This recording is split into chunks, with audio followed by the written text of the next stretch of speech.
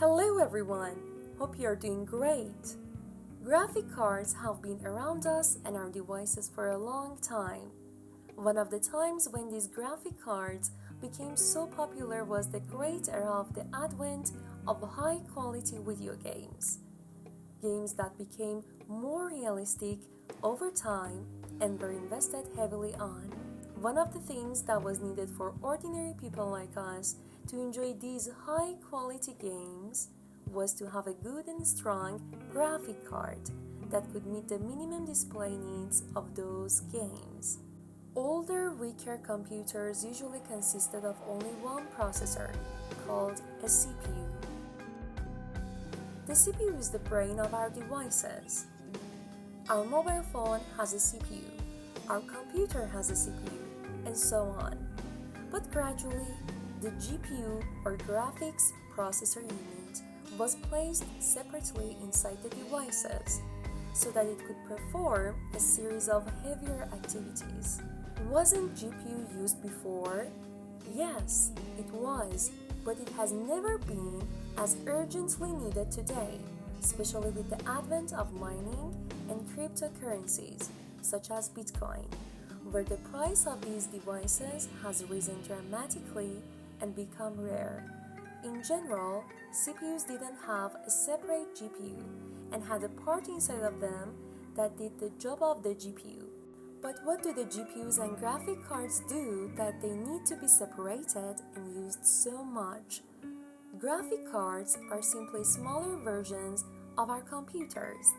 In fact, they are a kind of computer. If you have seen graphic cards, they even have a cooling system and a fan, just like your computer does. These graphic cards themselves have a processor and a central part that perform and control their activities, and we call them the GPU, or Graphics Process Unit, or Graphics Control and Processing Center. Every image that you see on your device's screen is made up of very small pixels that are constantly changing color at the behest of your computer's processing center so that it can display the image that you want.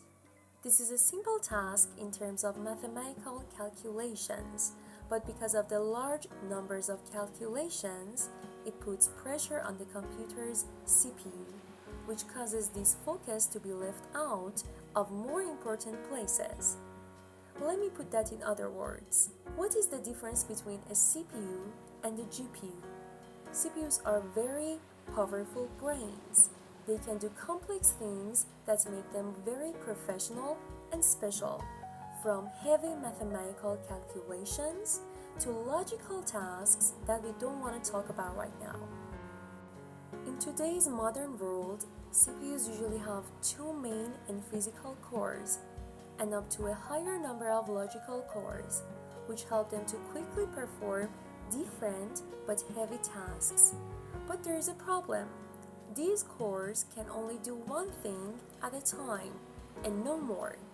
Therefore, heavy but easy tasks, such as graphic tasks and simple mathematical calculations, which are only too many, are more annoying to the CPU and won't allow it to do more important tasks.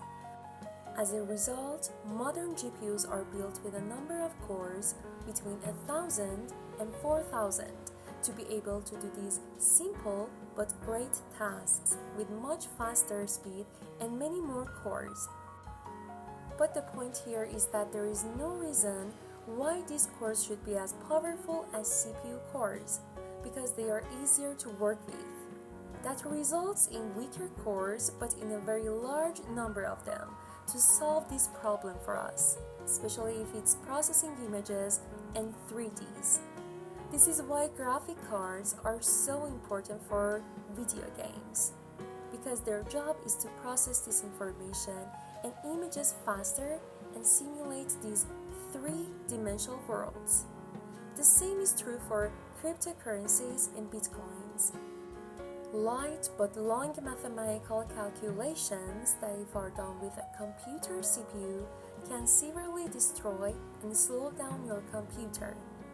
These calculations are sometimes so heavy that graphic cards are under a lot of pressure and heat, and their lifespan is greatly reduced.